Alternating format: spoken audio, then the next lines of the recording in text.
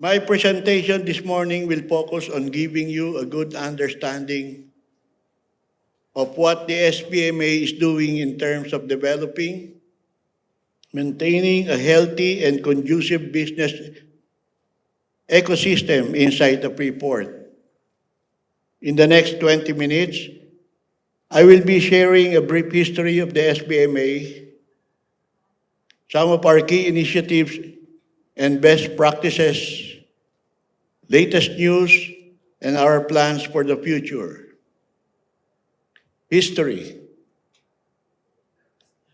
For the benefit of those who are not familiar, please allow me to begin by sharing a brief history of the Subic Bay Freeport Zone.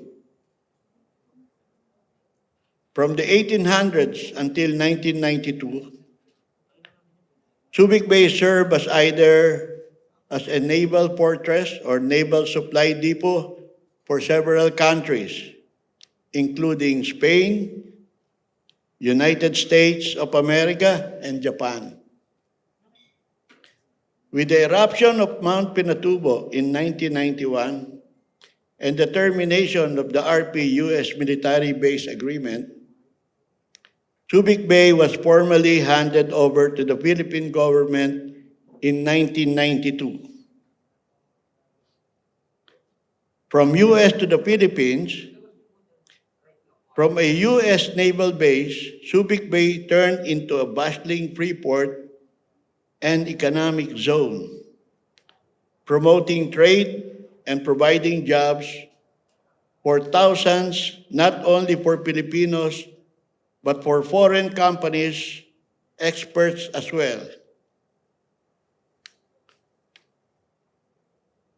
So what is the mandate of the SBMA? Under Republic Act 7227, SBMA as government-owned and controlled corporation is mandated to promote the special economic zone into a self-sustaining industrial, commercial, financial, and investment center to generate employment opportunities in and around the zone and to attract and promote productive foreign investments. Since our humble beginnings in 1992, from the backs of our beloved volunteers, SBMA has transformed into one of the premier freeports in the region and an important economic engine of the country. Nung nag-umpisa po ang SBMA, wala po siyang kahit na, except yung mga volunteers. We have about 8,000 volunteers. Wala po silang sweldo. Ang nakuha lang po nila ay allowances. I am fortunate that at that time when I started doing business in Subic, na-meet ko po sila at kinuwento nila kung anong hirap ang inabot nila at that time. So I feel that as a locator, I owe it to them how they started and I salute them. Isa rin pong rason yun kung bakit tinanggap ko ang trabaho dito to become chairman and administrator. The challenge that I want to help the Freeport workers, especially the volunteers, up to now are still working with SBMA. The key economic indicators,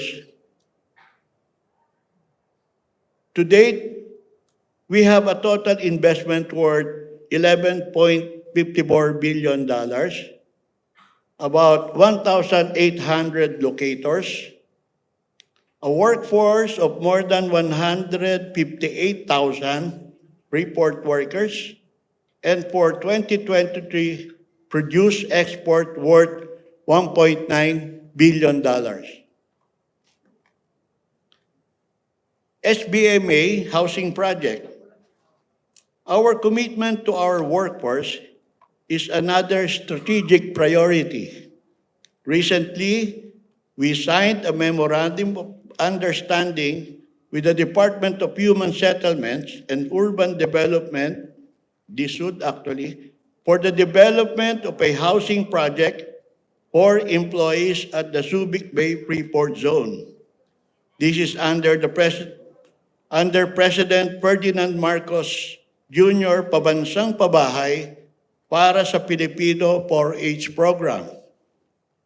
Ang isa pong project pa namin sa SBMA ay to put up many dormitories for our Freeport workers. As I mentioned earlier, na ang nagtatrabaho po sa loob ng zone is approximately about 158,000 workers.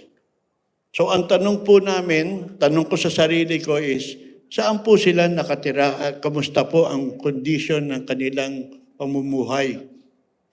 Majority of them, they live in, for example, in Subic, the surrounding provinces of Morong or Zambales, at sila po ay nangungupahan. Ang karaniwan sa kanila ay maybe in one room, they occupy, ang occupants po ay mga 6 na tao.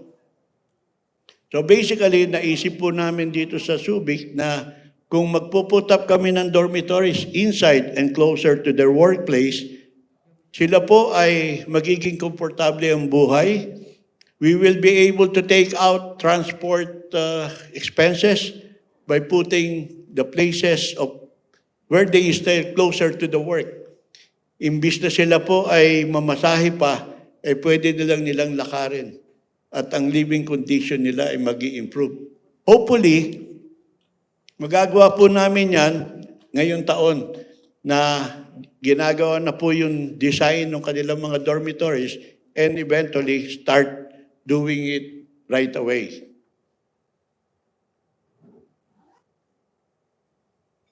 Business-friendly ecosystem. The next question is, how do we do it? How do we ensure that we provide conducive business-friendly ecosystem for our locators and stakeholders? While not perfect, this slide we believe encapsulates and captures the answer. On top of everything we do, we put our locators front and center. We understand that without them, SBMA would just be a simple piece of land and sea. Next, we take our cue from the Office of the President. We make sure that our programs are aligned with the goals and policies from the national government. Examples would include projects and programs that aligns and supports the latest Philippine Development Plan and the Ease of Doing Business Act. Also critical is to continue to develop our role in facilitating trade and global connectivity through our infrastructures, especially our ports. We are proud to say that we are the only one in the country where you can find a true multimodal system connected by land, sea, and air. And finally, equally important is ensuring that our role in the community. This includes having a good working relationship with local government units surrounding the Freeport and supporting and maintaining harmony with our indigenous people while protecting and improving the environment. Subic Bay Port.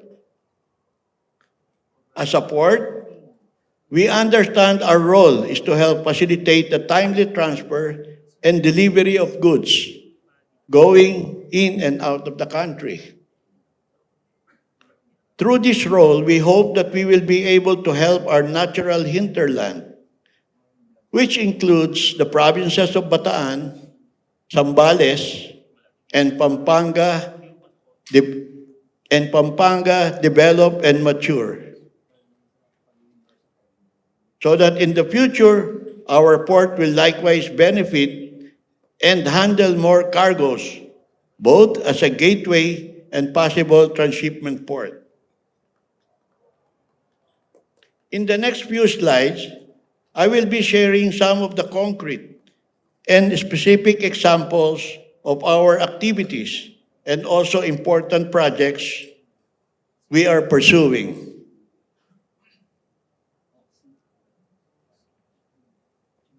One example of how we contribute to the community and the national government is through the dividends we remit. For 2023, we are very proud to say that we are one of the top contributing GOCCs, remitting about 3.07 billion pesos to the national coffers.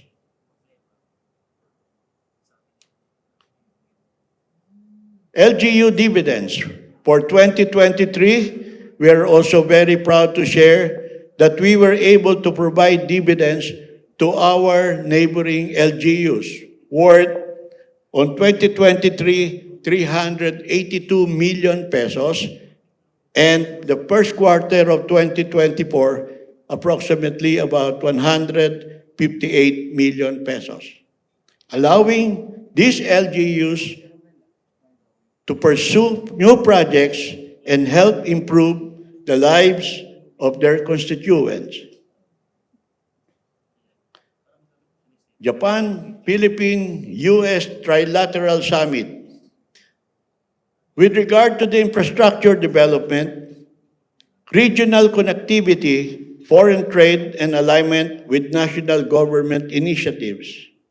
In March 2024, during the Trilateral Summit between the U.S., Japan, and the Philippines, President Ferdinand Bongbong Marcos announced the Luzon Economic Corridor, an economic scheme intended to spur economic partnerships among the three countries.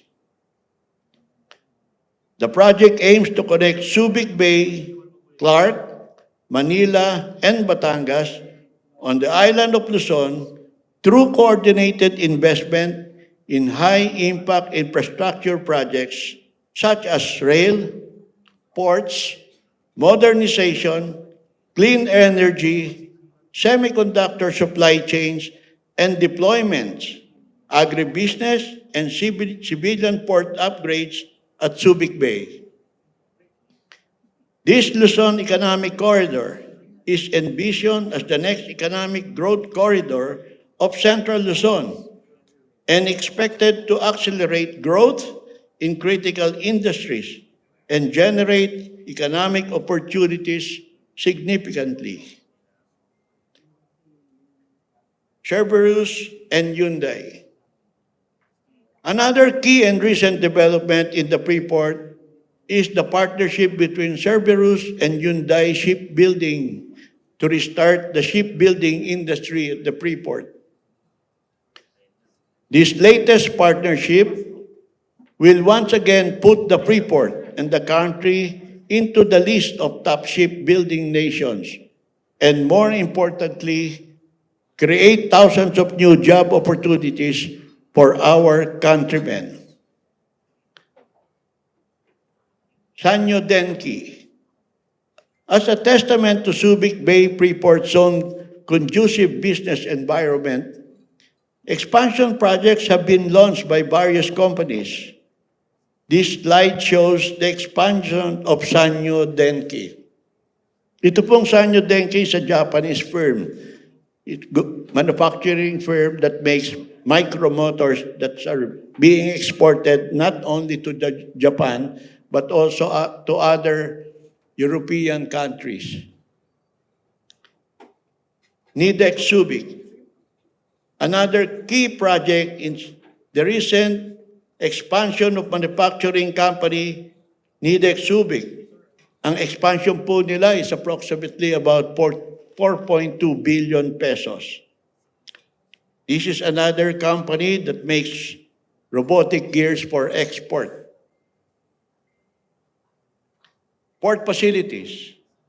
From the previous slides, we can see that one of the main strengths and value of Subic Bay is due to its port network. Nowhere in the country will you find a collection of port-class terminals inside a secured, sheltered Freeport zone. So what makes our port special? The Port of Subic Bay is located inside the Subic Bay Freeport Zone, connected to the major highways of Luzon Island, about 2-hour drive from the capital city of Manila, and less than 1-hour drive to Clark Freeport Zone. In terms of port infrastructure, we pride ourselves on having one of the most robust collections of port-class terminals and facilities in one secured area. As you can see inside this protected and sheltered cove, we can service almost all types of cargo ships, ranging from very large crude carriers and Balimax-class vessels at anchorage to Handymax and Panamax vessels in our dedicated terminals. Strategic location. Another reason is due to our port's safe, strategic, and geographic location. Geographically, we are at the heart of the Asia-Pacific region with about 2 to 5 day sailing time to the major ports and industries. New support equipment. In addition to the terminals, the port also emphasized the efficiency of our support facilities. So we have also invested in crane support, boats, IALA standard lights, and buoys, and just recently we commissioned the most advanced vessel traffic management system. This BTMS is actually we monitor the incoming and outgoing of vessels. We can actually monitor ships from the load port anywhere in the world, estimated arrival time of these vessels to SBMA. Port expansion. Given the importance of our port network, we understand that there's a need to continue to expand and develop.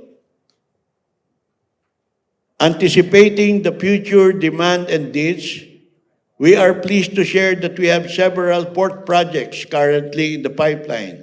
This involves the expansion of our container terminals,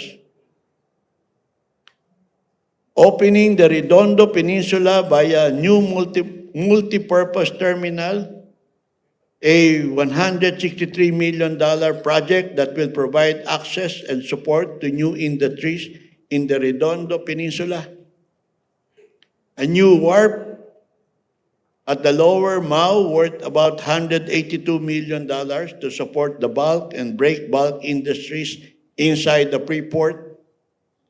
And finally, a new dedicated cruise terminal in the Central Business District area that will propel Subic as one of the top cruise ship destinations, not only in the country, but in the world. From this slide, you can see that the latest cruise ship to visit our port berth at Our Lady Wharf is the MV Serenade of the Seas, carrying more than 4,000 passengers and crew last March 26, 2024.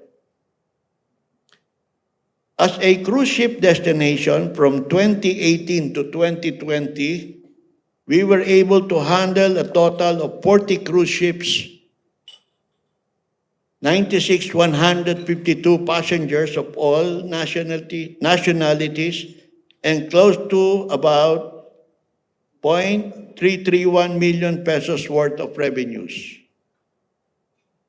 Target industries and business opportunities. In the next few years, the agency plans to pursue following course of industries and businesses: renewable energy, high technology manufacturing, port development, airport upgrade, air freight, and port logistics. At this point, Please allow me to summarize and reinforce the value proposition that the SBMA would like to highlight. Subic Bay Freeport is the only freeport in the country with multimodal logistics capability. Tax incentives under the CREATE law, skilled workforce, competitive rates for doing business, ease of doing business, and support industries. In closing, we again extend our invitation to you, your families and businesses, to come visit us at the Subic Bay Freeport Zone, your port city. Thank you and mabuhay. Magandang umaga po sa inyong lahat.